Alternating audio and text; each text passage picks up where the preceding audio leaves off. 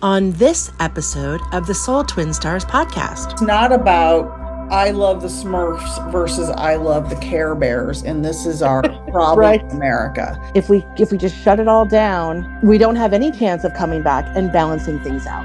My problem is when your beliefs infringe upon my rights and become law.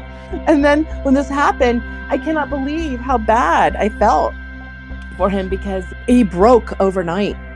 There have been empires that have risen and fallen. Hi, I'm Lady Shadow, a witch with much to share, stirring the cauldron with magical self-care. Hi, I'm Peaceful Nick, a medium divine. I chat with the dead and interpret every sign. We are Soul Twin Stars, best friends through it all. From spells to healing, we're answering the call. From moon cycles to menopause and making peace with the dead. We aren't afraid to talk about what's rarely said. So tune in each week to get raw, real, and wise. Let's talk about a spiritual life with absolutely no disguise. Welcome to the Soul Twin Stars podcast, Uninhibited Spirituality. Peaceful Nick and Lady Shadow here. We would like to first and foremost thank our sponsors for this episode. Thank you to Beans and Buttercream Bakery. Delicious homemade treats shipped anywhere. Call 417-973-2352. And Abernathy Photography, based in southwestern Kentucky, a professional and stellar company providing drone photography in both local and destination weddings. Visit abernathyphotography.com. Author Mary Ray's self-reflection workbook on conquering shame and guilt, Tell the Devil to Go to Hell, an interactive memoir, is available on Amazon.com. Craving delicious Italian cuisine? You can find it right here in Westchester County, New York at Fino Restaurant. That's Fino Restaurant at One Baltic Place in Croton-on-Hudson, New York. All of our sponsors are linked up on our Soul Twin Stars podcast Facebook page, and we thank them for making this podcast possible. And now, back to our episode. Welcome back to the Soul Twin Stars podcast. I am Lady Shadow, flying in on my unicorn with sparkle and glitter, and I can't wait to chat with my BFF, my favorite medium of all time, Nick, Peaceful Nick, here in the Rainbow Pasture. How is it going? I am just gently stroking my crystal ball. Wait, I'm stroking my crystal balls too. I only have one, singular. I have three. The irony of that. No, that's four balls we have between us now. That is, oh my gosh, we're going to have to really tell some fortunes tonight. Well, I have a lot that I'm seeing in my crystal ball, and we're going to talk about it tonight. And I think that it's very fortunate to have each other in this moment as a community of love-based spiritual healers. And I couldn't be happier and more proud of the community we are building here to help people understand that we can get through anything together. I agree. And that's why we started this thing, because we wanted to take the love that we have for self-improvement and self-awareness and our connection with each other and the world. We're here. We figure we might as well celebrate the hell out of it, right? And that's why we're here to bring some of that glitter and love and sparkle to all of you who show up, who hang out with us. And we are just so grateful, like Nick said. Yeah, and we're not talking about toxic positivity. We're No. talking about real work and real love and compassion. And before we get to the meat of the matter here, what divine moments do you want to share with us this week? Oh, well, y'all know that I've been working on this amazing off-Broadway script show that I'm producing that's going up in November in New York City, right there next to Broadway on 54th Street. I'm so excited to work on this new play. I write at least one new play a year. It is finished. It is donezo, completo. It is perfect and polished. And Sunday, we found, by divine intervention, the most amazing actors to play the roles that they were meant to play. And I am so excited that the schedule, the casting, the writing has all come together to start this big fireball of rehearsals that are going to kick up next week. So I'm so grateful that I have once again birthed another one of these amazing creations. And it's interesting that I've created such a spiritual show, Mm-hmm. a spiritual theatrical work under the guise while podcasting this experience with you. So it's really fun to kind of like driving in two lanes, being Right. able to do this with you every week and being inspired to work on this type of material is as uncanny, and it's also, of course, divinely inspired. So I'm so excited for that. How about you, Nick? What have you been sparking up with your little heels over the last week or so? I have, many hats I'm always wearing, but my most divine moment is I am expecting a new grandbaby in a few months. Oh, And so that is now public knowledge. So I'm very excited about now my family is growing and growing, and I'm so proud of both of my sons and their wives and all of their successes in life. And they're building their families, and I'm just excited to have little cute baby presents under the Christmas tree. So I'm real excited about the holidays coming up and just trying to keep my mind in a positive place and be grateful for the things I have and not get so wrapped up in all of the swirling news and events around the world because I don't know about you guys out there, but it can be pretty depressing to watch the news, listen to the news. It's a constant bombardment every single day. And so that's what we're here to talk about tonight. How do we yeah, get through these moments and not fall prey to getting drugged down in the anger and the pain and the bitterness and the fighting? How do we get through this moment of political upheaval and political violence and yeah, political misinformation yeah. together and successfully come out on the other end? Well, and everybody, as we've talked about, has a different idea of what truth and justice are. Mm-hmm. So, unfortunately, there are two sides or sometimes four sides Mm-hmm. to a square, and everybody deserves their voice. But for those of us who are sensitive to injustices in the way that we interpret those things, and of course, on both sides, there are sensitivities, right? So we have Yes. to honor both sides, but nobody wants to see people hurt, even if it's somebody you don't like. Like, listen, we all know how I feel about the orange man in the office. However, I have done a lot of forgiveness work so that I don't walk around angry or bitter or resentful either. So I am trying to not only continually forgive this guy for the horrible things that he is out there doing and stirring up, but I'm also trying to, again, see him as somebody that is just desperately crying out for love and Yes. and crying out for attention, and he is living, or anyone who you see as a adversarial personality, right, as someone who is in a toxic loop, who is stuck. So you and I talk about a lot of family drama and whatnot. Imagine if the family drama were this bad, where someone in your family were inflicting terrible pain physically, mentally, like, and then on the masses we're experiencing it by proxy. Right. But the only way that we can move this whole energy out of the fear and the resentments and the violence, and it's just, it has to start with us, right? Because Yes. when there is more light workers and more calm, and their fear and their division and the narrative of divide, divide, divide, you hate this one, hate this group, hate this idea, hate this person. If you're so busy hating and fearing, guess what? There's no way that we can make any change. Right. We Exactly. cannot affect anything in a positive direction if we are bogged down by the fear. What is that saying you have there about fear? So you and I were talking before the podcast, and you had said this really great phrase that is just a quickie reminder when things pop up and we read and we see, we watch, and that flash of just goes through your body. Feel it, don't feed it. I love that.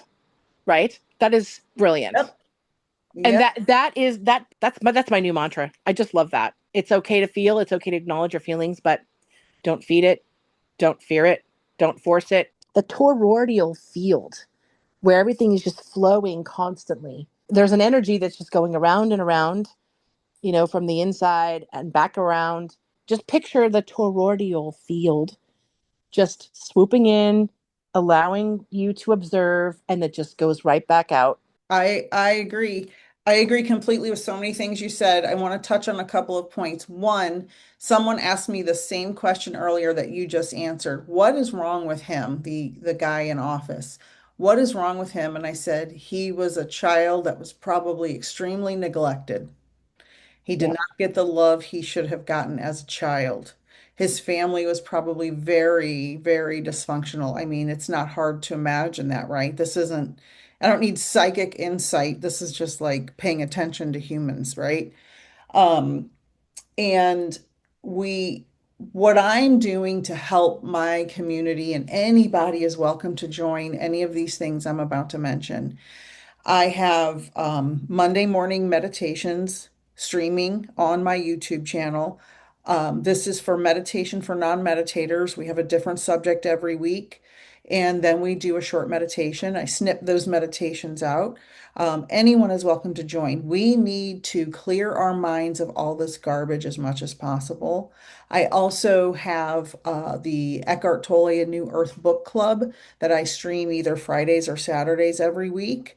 Today, the day we release this podcast, I will be covering chapter 3, also streaming on YouTube. Please join. So, those two things. And then, whenever I do my live streams and I'm a guest on other podcasts, people ask me political questions, and I mention, yes, these are my opinions and feelings, but we have to keep the vibration high. We have to keep the vibration high because they want us to be in our feelings. They want us to feed it. They want us to be fearful. They want us to fight each other. And there's something I learned yesterday called the extinction burst. And it's just a fancy way of saying don't feed into the drama. The example was if you have a 3-year-old toddler who's having a fit, and if you try to calm them down by feeding into their fit, they're going to have a bigger and bigger fit. Well, if you stop feeding into this 3-year-old's fit, eventually those emotions they're feeling will come to an end. They will run out of energy. And so that's the same thing that's happening with us right now. And I've been saying this for 10 years, not knowing it had a name. The more we feed into the hate, like I get trolls on my podcast all the time and they say horrible, terrible things, and I ignore them. It can be upsetting if you read them all, I will admit, but I don't answer them. I don't feed in because you cannot prove something to someone who is committed to misunderstanding you. You cannot. And as the great Neil deGrasse Tyson says, a fact is a fact no matter what you believe. You can believe the earth is flat. You can believe he's a good president, but there are facts. And arguing with somebody who is, again, committed to misunderstanding you, and this is in politics, in your family, in your life, in any way at work, whatever it is, there's no sense in trying to prove you're right because the facts eventually are revealed. And that's why karma is a you know what. Yeah. And I have a little bit more of a looser view on that only because I have so many good friends here and there that really support the current administration. And, the first time around this happened, I was ready to just cut, cut, cut, cut. But then I spoke to my friends about why this representation this over here is so important to you. How is it that you relate to that? Like, talk to me on the deepest levels. And when I got to know more of the reasons, because obviously I'm friends with this person for a reason, and I find a lot of value in these two friendships. And so I thought, well, how can we be so opposite on this when we're so cohesive in other friendship topics, right? But in talking to the other side, and this is how I'm able to forgive this second round, I have to stop and look at things from another side. Yes, facts are facts, but somebody might see the color yellow and say, well, that looks more like a light brown to me, very light orange instead of yellow. It's just amazing how consciousness interprets things, right?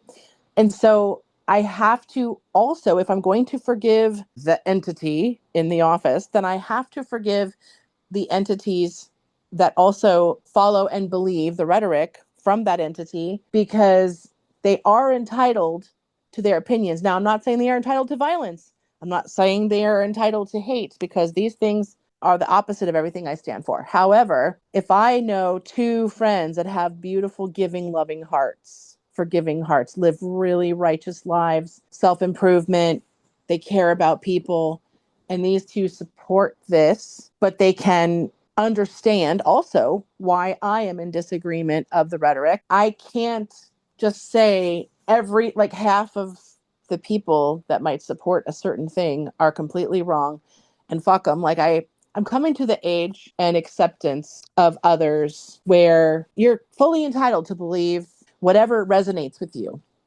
Now, that doesn't mean it's the same vibration because, you're going to resonate here versus over here when you have seriously opposing opinions on the subject. And this is where things get hairy because, as you know, certain extreme beliefs are not tolerated. Like, in my family situation, few family members, I have to keep a distance because the frequency is so low that when I interact with it, it brings me down. Okay, so there's some levels of frequency that I can tolerate lower and higher versus a drastic difference in those frequencies. So if somebody is still a caring person and still sees some kind of value in a situation, but still understands why I feel the way I do and respects that, and it's not an extreme viewpoint that I just can't possibly comprehend, then I have to leave room for some wiggling forgiveness, some empathy and understanding where that belief came from. There's levels of acceptance and forgiveness that I will tolerate in my own circle. And there's levels that I can tolerate bigger with people I don't know. And then there's like the levels, whatever I have left over, I just want to like heal and try to forgive those people who don't know better or who are okay with violence or are okay with stirring the pot and getting jugular and getting vile. I still have to try to hold a space for them because if I can hold a space for who, I can hold a space for those who were misled. I can't grow spiritually unless I am okay with a little bit of everybody, but I just have to know where my position stands, like a planet orbiting. Keep it out there in the orbit. I don't necessarily want to rub noses with you, but listen, I can send you love from the orbiting, you know? Well, you are a much better person than I am because I have grown in the opposite direction. I can forgive and have love and empathy for people. I can have compassion for people. But as I've gone through my spiritual journey, I have gotten even more strict with what my boundaries are because it's not about I love the Smurfs versus I love the Care Bears, and this is our problem Right. in America. My problem isn't if you're a Republican or a Democrat or Libertarian or Independent. That is not the problem. My problem is when your beliefs infringe upon my rights and become law. Let me say that again. My problem is when your beliefs infringe upon my rights and become law. And anybody at this point who supports that person that lives in the White House, I cannot spend time with you. I cannot do it. I cannot do it because it's not about Care Bears versus the Smurfs. It's about suppression of women's rights. Do you know that all the states in this country, all the rights of all men are equal, but not the rights of women? I can't support somebody who supports that. Women do not have bodily autonomy. Don't even get me started on the LGBTQIA plus community who's being irreparably damaged. If someone supports that, I do not want you in my life. I do not hate you. I will not fight you, but I cannot have you in my life on a regular basis. I cannot, I will not, it will never happen. And Yeah. what's going to happen when all this is over and they come crawling back? They have voted to strip, and don't even get me started on the black and brown people that are being suppressed. Two people in Mississippi today were two black men hung from a tree. There have been dozens of those over the last 20 years. They're all ruled suicides in Mississippi. You tell me. See, I'm getting hot and bothered about this. I can't stand it. Um, Right. this should be not this is an outrage. I cannot stand it. I cannot tolerate it. I will not feed into the hate, but I also have a very strict boundary. I've said this before. I have empathy for you. I'll have compassion for you, but I also have a boundary. I cannot befriend on a regular basis someone who is okay with cruelty to other people, who is okay that Gaza has literally been destroyed and bombed. Children, thousands of children have been murdered there.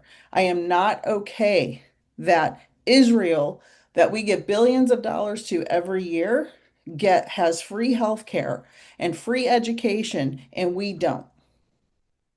I'm not Yes. okay with any of those things. And, And and neither am I. And I think the difference is, and I heard you say, I wouldn't support, I don't want to hang out. I also do not want to support or have in orbit, you know, that energy or anyone who supports that indeed. But my two friends, see, it's not an all or nothing bag. With friends that do support Trump, it's like they support 30% or 60% or 20% of the policies, but but did they not vote for him? right. But that doesn't mean that they voted for all the other stuff. I think it's But the they same with voted for Democrats. him knowing he would implement those policies. For me, I understand in only having these extensive conversations with these two friends that they are not supporting any violence. They are not supporting the loss of LGBTQ rights. Of course not. They're not supporting the stripping of women's rights. But I must interject. I must interject because they're voting for someone they know will take rights away from people. The Democrats normally do not vote to take rights away. The Democratic or liberal leaning side usually want to give people health care and education, not take away their right to take care of their uterus or their ovaries if there's an ectopic pregnancy or a fetus that hasn't survived and they can't and they die of sepsis. Like I don't buy it. Forgiveness to me does not mean I have to have a relationship with you. I get very heated over this, a very strong stance. They know who he is. If they don't know, they're full of shit. And I can't tolerate it and I won't. Well, think about it. I mean, there are a lot of people that are not very educated that have voted and don't completely know. I think that they just know what they see on the television. They don't do deep research.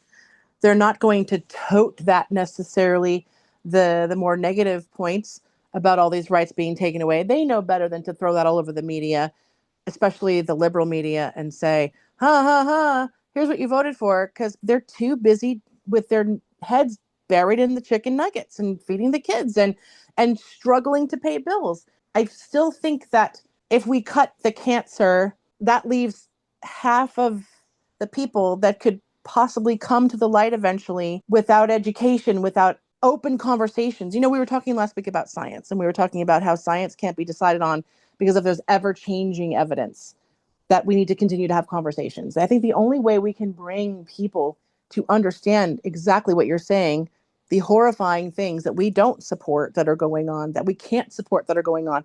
The only way to change that is to help educate those who think that they know what's happening, but they really don't, because if they did, they wouldn't even be considering this, right? So our job is to bring light and education and conversations, as hard as it might be. My goal is to just try to stay as calm as possible and to be as open to hearing the other side so that I can bring you over here instead of leaving you over there. We have to stop being angry. We have to stop with the divide. We have to stop encouraging the divide. We can keep people at arm's length, but that doesn't mean that we send them light, education, hope. That's all we have at this point, is light, education, empathy, and hope. So I feel like if we just shut it all down, we don't have any chance of coming back and balancing things out. I've learned that I have to be a light warrior, I don't want to be an angry warrior. I want to be a light warrior. I want to like stand in my light and stand tall and not let the darkness affect me, so that I am rendered, okay, all I can do is cut the cord or not, you know? And I'm not even saying with friends, I'm saying just in general, like, I don't want to give up on people that are naive and don't really understand what's happening in the world. I don't want to give up on them, and I don't want to turn my back on having hope that we could flip more people to understand what's really happening in the world. And we can only do that by holding light for them. We can't get angry. We can't let them win, and we can't let them get to us. Standing in our integrity is absolutely the first step to saying, okay, this is where I'm holding space for. But then if we have any energy left over for that, then that's where we have to bring in the forgiveness, the healing, and the light. And that outshines all of the other stuff. And I love that you are willing to do that. I am not willing to do that side of it. Well, My, I'm not willing to get in there and do it physically, like one on one with people, but I'm willing to meditate, hold space, hold light, picture the collective consciousness healing. That's where I'm willing to do it. Like you, I'm not willing to go into a town hall and argue. Oh, heck no, I'm not saying that. I'm just saying that internally, I am happy to do the work internally and spiritually. I am doing my best to, especially the last week with the Charlie Kirk, that has really gotten the best of the emotions of a lot of people, including me, because there's another term I learned this week called stochastic terrorism, which is when you have plausible deniability for all the things you say out loud on TV, on YouTube, wherever, social media. You say all of these hateful things, and you have a lot of hateful rhetoric, and you say bad things about different races of people, about women, about people who are in the LGBTQIA plus community. You say all these negative things, but you're not liable for any crimes that are committed based on all of the terrible things you say. We have to know we have a responsibility when there are public figures who have big microphones and big followings of millions and millions of young, impressionable people. We have to be more responsible about what we say. And it's not a free pass just because you said something, but somebody else committed the crime. It's like saying, this drives me crazy. Guns don't kill people, people kill people. Oh my God. But the people hold the gun. And if the guns weren't so freely, readily available, maybe Charlie Kirk would not have been murdered, right? I have compassion for his family. I have compassion that he was a human being that didn't deserve his life to be taken in such a horrific way. That is terrible what happened. But I can also disagree with what he stood for. And I can also try to help raise the vibration in my community because there is a heaviness in this moment. There are mixed emotions, and it's okay to feel very, I don't know if bittersweet is the right term for this, but you feel conflicted. You want peace, but you're also feeling outrage. You're sad, but you're almost like, God, one less jerk to spout rhetoric, right? It's okay to feel feelings, but you have to hold these feelings in a way that they don't control you or cause you to do harm to others. And we can choose peace as a guiding principle through all of this. And I know I get heated because If you don't know me and you've never heard me speak before, I've been following politics since I was a very young girl, and I get very impassioned about it. Um, very impassioned about it. And as you heard, but that doesn't mean I don't have tremendous love in my heart for humans. And that's probably why I have these very strong feelings about harm that's being done to so many people because of the rhetoric that's so hateful, the policies that are unfair. Don't even get me started on the Medicaid cuts and the disabled people and the elderly people. I mean, it's just not good in so many ways. But I do try to hold as much peace in my heart as I can. I meditate daily. I try to start my day positive. I try to help as many people as I can, as much as I can. And it's okay to have strong feelings about all of this. It's okay to have strong feelings, but we have to be able to regulate our emotions and not lose our minds, because when we lose our minds, we get chipped away one right after another. And hopefully we'll still have free speech by the time this podcast gets released, because we're not even sure if we're going to keep that First Amendment right, because it's important that we help lift each other up through our free speech. Right. And my point was, we have to try to lift everyone up, not just those who agree with me. They need to be held up even higher. I mean, if I could send Trump a glitter cannon of empathy and love and all the things he might be missing, you know when someone's in pain, right? I would. Let's say Trump. Oh, it's very clear that he's in pain, and Yeah, he'll join my book club. yeah. I mean, but imagine if he wasn't who he was and you just saw him on the street, this sad man walking, and he didn't have any fancy clothes on, and he just had a t-shirt ripped. And Hmm. the other day I was in New York City and booking my rehearsal space, and I saw this guy walking around. He was just what I described, just this guy walking around barefoot around the city with ripped pants, and he looked homeless, but not quite. It was because he had cognizance and he was being nice to people. Excuse me. I watched him go all the way down a block. He was very courteous and went somewhere and then came back walking the street again, had a beer in his hand, and he was smiling and waving at people and his little bare feet and his shirt. And I thought, wow, what an interesting character. I would love to know his story. But I could feel his heart was very humble. Whatever situation he was in, he had this gratitude. And just like you can feel when somebody's hurting, even if they're a total asshole, you feel when someone's hurting. And I could tell a quick story. My stepfather, that my mom divorced when I was, I don't know, 15, it was her second husband. And when that whole thing split off, I never really cared for his personality. We didn't really have a bond for the longest time. But when my mom left him, I mean, I felt so bad. I felt so sad because, I only saw this guy as kind of a pain in the butt menace in my life who, didn't seem to care much. He wasn't too involved with what I was doing, more into the discipline than the support, the kind. Right. And but when my mom came home and said, it's over, no chance of reconciliation, just deal with it, I never saw a man so broken. Wow.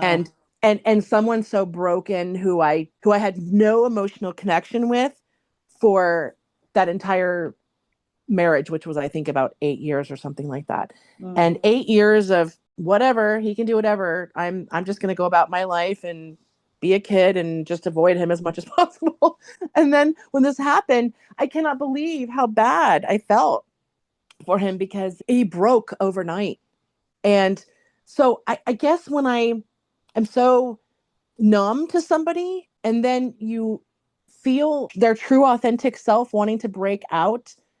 So in other words, back to my other example, if I saw Orange Man sitting on a New York sidewalk or walking around barefoot and he had nothing and he was the opposite of who he is today, imagine the different type of empathy that might come through if it were anybody else. If he were anyone else, a normal person. It's so interesting how personalities get built up and how our egos cover our pain and how our trauma just flips us into the wrong direction and takes us into a place that can be super harmful for others instead of and yet we all have the mechanism to flip it back, right? Right. That's the fascinating part, and that's the cool part about spirituality is that you and I have the lock to both for ourselves and with people in our lives when it comes to boundaries, forming relationships, or stepping back from relationships. We have the power and the know-how to flip it when we need to.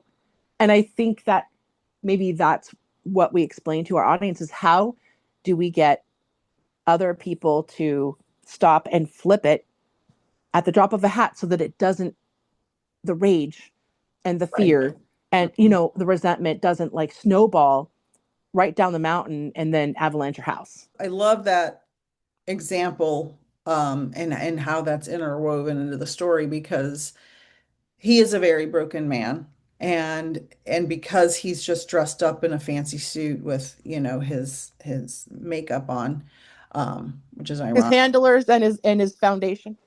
Yeah. I've said this before many times. If you just take everyone, rich, poor, homeless, in a mansion, whoever they are, take 100 people, put them in a room, take all their clothes and jewelry and everything off, strip them all naked, you wouldn't know who was rich and who wasn't, right? When we die, unless you're a pharaoh in Egypt, you can't take your money with you, right? You're dead. You're dust. That's it. You can't take it with you. So we judge people based on so many things, and we should hold love and compassion for everyone because no matter how rich or poor you are, everybody has a story. And it's okay that we can be deeply saddened by the things that are going on and still hold compassion for those, like you said, that are caught in the hate. We can be sad by what's going on and have compassion. Like I said earlier, I have compassion, but I have boundaries, right? Keep communicating. Only do you get the distance when communications shuts down. You said something really great about your family issues earlier, about how someone was trying to explain and tell their family everything because they want to be more understood. Right. Yes. But what was happening instead? Explain that other half. So in my family, there's a couple of us that we love to overshare. We overshare and overshare, and we I'm an oversharer yeah, myself. that's why we're good at this podcast. Yeah. We overshare and overshare, and we do that because we hope people understand us in a way that will make them love us. But the opposite usually happens. They use the information we overshare against us to gossip and make trouble behind the scenes. And I think that's more common than most people realize. Yeah, and that with that comes that emotional blackmail. Yes. No fun. Yeah, So you quickly realize, you know what? I'm going to channel this into something that's more productive and exactly. constructive. Exactly. And here we both are Yeah. And channeling it. and the leftovers that we don't talk about go into my plays. So there's plenty of crock pots of brewing over here. That's why I always say 5 positive things before you wake up, before you get out of bed. Say 5 things you're grateful for, and don't turn the news on. Avoid the news. If you need 5 minutes a day max, that's really all you need. And what we're going through today, politically, societally, is mirroring all of our unresolved wounds. And your example of your stepdad and the guy that lives in the White House, they have so many unresolved wounds. That's why they act this way. And so hate breeds hate. And so when you hate, you really are crying out for love. I've said this many times. And if we recognize this, we can um, we can respond with love and compassion. I always say that lead with love, still have boundaries. I know I've repeated that 1,000 times, but it's really important. You can lead with love. And yes, I have love for every human being, even the people who have abused me in my life. I still have love and compassion, but I have a boundary. So I can love you and I can send love to you, but you're not going to, disrespect or harm me anymore. And that's why I was so worked up earlier in the podcast because, you know, everything that's happening in this second term is just an amplification and of everything that happened in the first term, but it's worse and worse and worse. And the harm is greater and greater. And that's why it's so important for us to be mindful and to have energy hygiene and to practice compassion because we have to lift the vibration. We have to lift it. We have to help each other as a community because if we all go into this fear and anger, we're doomed. So we have to keep our heads above water, work together, do collective meditations, do, Zoom chats with your friends, invite other people just to keep things positive, pick a subject, a positive subject to talk about with your friends on a Zoom chat or whatever. Do something that's bringing positive energy into your circle, and then it's contagious and it'll spread. More people will do the same.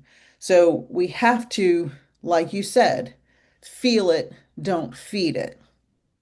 Right. And Oh, with me or with anybody, I mean, my peaceful protest against the system is through my theater, through art, through playwriting, yes. And art, putting, let yes, me tell you, art is one of the most important things that has gotten humanity through every tragedy.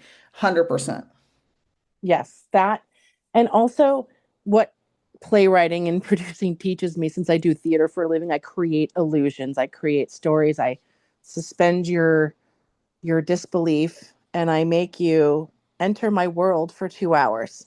And I think that we have to remember that the world is going to world. There's a system in place that's creating these laws and these ridiculous divisions and this chaos. And we can't invest in it because we are not the ones that created that. It's these higher up systems from the top down that have created this stage.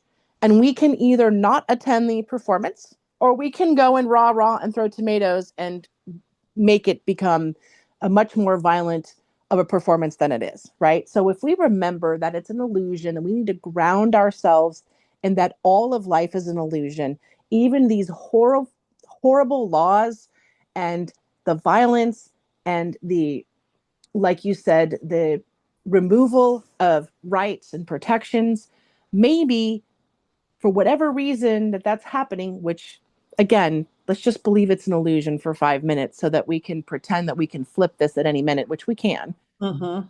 then maybe it can all only come crashing down so a new system can come into place, even better than before. Free energy could come back, healthcare for all, because the system is about to break as it is. Yes. Yes. And so, because of that, we have to use maybe the division again to rebuild a new strength wall around protecting ourselves as a society and as an individual. And maybe we can just make the break happen quicker so that we can finally revolt and rebuild and make a huge positive change for the better out of nowhere rather than be stuck in this limbo of it's horrible, it's horrible, it's horrible. And it is. And we're recognizing that. We're not taking anything away from that. But if we want to incite change, we have to spend time actually making room for the change and not obsessing about how bad things are. Recognize it, like you said, feel it, don't feed it. It's Right. okay to feel, but definitely don't feed. And for me, remembering those really grounded, basic metaphors really helps me keep things in perspective when I start, like you, losing my shit. Right. And we can transmute that energy when you know, everybody has their moments of wanting to scream, right? Like the past like week I've wanted to scream like a lot of times. but I have to remember I can transmute that energy. I can change anger into advocacy, art, service, whatever it is. And my service is through this community that we're building with this podcast, on my social media channels, on my YouTube channel, through my mediumship readings and teachings. I transmute it when I'm in the right frame of mind. And I'm not saying I'm perfectly always in the right frame of mind. Definitely not. But the grief I feel fuels my compassion.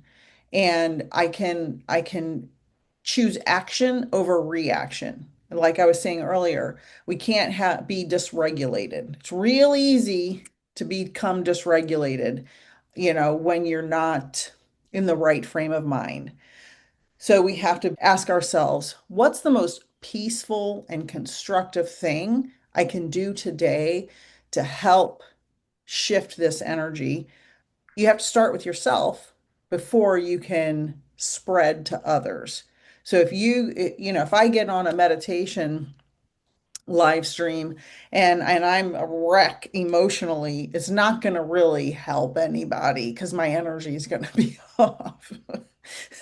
So I have to get peaceful first. I have to check in with myself first and then become constructive and peaceful. And then build community. So when we do our podcast, like I said, and I do my meditation live streams and my book club, that's to build community because the more people that join those things, the more we lift the vibration.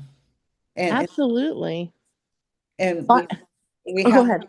we have to be a lighthouse. We have to use our calm energy to influence others, like Yes. the toddler that was throwing a fit, right? When you're Mhm. calm, he's going to run out of energy and calm down. And so we have to bring our light to the front. Yes. And that's how I'm able to keep these two friendships in my life because through the compassion of hearing both sides, even though, like you said, there are zero tolerance policies in my life. Yes, both with family and friends and frequencies and politics and news and media. There's a firewall that's moved in a different closeness to all of those components, right? How much do I let in on these different fronts? And I just feel like it helps me grow and become more powerful if I hear things out first before I react, just like with decisions I've made, with family drama and friend Mhm. drama. I want to hear it all out first. I kind of have my own little I have a trial that I put in my head. I've got the jury over here and I've got the two lawyers and a judge, and I just I work out all the sides because I'm typical Scorpio. I like to debate. I am a writer. I have to write two sides to the story. I have to write protagonist and antagonist all the time for all of my shows, and it's very much a balancing act. For myself, I have to keep myself balanced, but like you know where certain frequencies need to be lower and higher and how close they are to you. And I feel like we can't get much lower. So maybe we can only go up from here, and hopefully we can bring everybody with us. Like I said, not just half. Let's bring everybody with us. I would love to bring everyone. I would love to use peace as a resistance to all of this chaos. And I will, I know peace is a powerful act, being peaceful. I mean, my name is Peaceful Nick the Medium, right? I want as much Yes. peace in my personal life, but I also want peace in the world. And I know that sounds ideological and crazy and like a fantasy, but there are cycles in history. My oldest son taught me that. He's a history expert. And when this all happened in November, I was very upset and I called him and we were talking about it and he said, "Mom, this is what's happened through all of history. There have been empires that have risen and fallen, thousands of times, and it's no different now. What can we do? What can we each individually do to help this greater unfolding of this cycle, right? we can empower people and let them know you have agency over your inner world, even if the outer events are uncontrollable, right? And that's the big thing I've been concentrating on. I have control over me. If Yeah. I can control me, I can be regulated emotionally in order to help others by example to keep it together. Because it's real easy to fall apart right now. It's real easy. There's so much misinformation, so much disinformation. So many lies are being told constantly, and AI isn't helping. And the billionaires and I mean just everything, it can just get out of control really fast. But we have to be grateful every day for the things we do have and have, I guess, faith, you could say, in the fact that if we do stick together, if we do help each other, if we do lift each other up, and I know that you have faith that we can bring people over to reality, right? To see our side of things. And I hope that's true. And I think that will happen, but I think a little bit. I think there's a very faithful base, at least 30 to 35% that are not going to budge ever. So that gives us a very tiny window because we have a team mentality in this country. Everything's about being on a team, and I'm on that side. And we have a lot of emotionally challenged humans in this country, people who didn't grow up with love, people who grew up neglected, people who grew up abused, people who feel lost and don't feel like they fit in anywhere and they're just left out in the cold. So they just get sucked into this team of that happens to be, in my opinion, a team of hatred and a team of cruelty. And so they're not brought in saying, "Oh, we're hateful and cruel." They're brought in saying, "Oh, we're going to do the right thing and make America better." Right. It's a bait and switch, right? Yep. So Yep. I hope we can get some reality. I have faith that things will turn around, but we all have to do it together. And we don't have to spend personal time with family, friends, coworkers, the public. Wherever we put our time, we can decide what percentage of our energy we give all those components. But like you said, as long as we are holding a light space for even those who are vibrating in a much lower frequency, and we have to put that boundary up, there is nothing wrong with that because self love is the same thing. It's all coming from the same source. Self love is the collective conscious. Like a mom who's a tough love mom doesn't mean that you're going to be best friends, but it does mean that both sides have to be heard. And it does mean that perhaps we can inspire each other. The narrative spins. It has to be all or nothing. It has to be a divide. It has to, like you said, a team mentality. You're either here or here. You're with me or against me. No, there are a ton of gray areas in there. There are a ton of little compromises on certain things. Like you said, we draw the line at violence, at rights being taken away, at a lack of sovereignty, lies, deceit. Oh, yeah, we're drawing the line there. To me, those are facts that can't be refuted. Violence is a fact. It's ugly. We will not tolerate that. Absolutely. And this whole thing for the last 10 years reminds me of a very dysfunctional family. Back in the old days, they used to say, we put the fun in dysfunctional. I like to say, I put the dis in dysfunctional because if we're not aligning on beliefs, you get the dis, right? Back in the Well, day, we called yeah, it a diss, right? We got rid of the people that you know weren't aligning with us. We didn't use all those words, but we did you say get that right. diss. You get dissed, or get this one. You get distensed.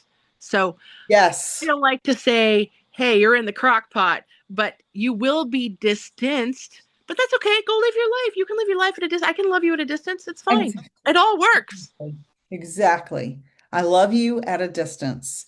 I love Yes. you at a distance. And I just want to thank everyone who sat through this heated discussion at times, glorious and loving and compassionate discussion at other times. Lady Shadow and I have so much in common, but we also see things from different points of view that do end up being things that are in common. We just come at them from different angles sometimes. And I appreciate everyone, and as well as Lady Shadow, I'm sure, we appreciate you sharing this time with us. We are so happy that you come back week after week to listen to our podcast. We wouldn't have this available to you without you. So we're so happy you're here. We're so grateful for you. And let's keep lifting each other up. Let's keep building communities of peace and love and boundaries. That's right. And we have many more nuggets of wisdom to share in the coming weeks. And again, we're so grateful for you, Lady Shadow. It's been a wonderful, enlightening conversation as always. As always, my pleasure, and the unicorn must get fed now. Thank you, everyone. We love you all. Thank you so much for joining us this episode for the Soul Twin Stars podcast. Find us on our podcast Facebook page for Magical Mondays live at 8:30 p.m. Eastern, where we will help you magically slay your weekdays, and for awesome giveaways. For more information about what other spiritual things Nick and I do and offer, visit peacefulnickthemedium.com. That's Nick with just a K. Or to connect with me, Lady Shadow, soulsandspirits.com is the place to go. If you want to be a guest on one of our shows, we would absolutely love that. Contact us at soultwinstars@gmail.com. See you next Friday. I'm on Spotify, Amazon Music, iHeartRadio, Apple Music, Facebook, and on YouTube.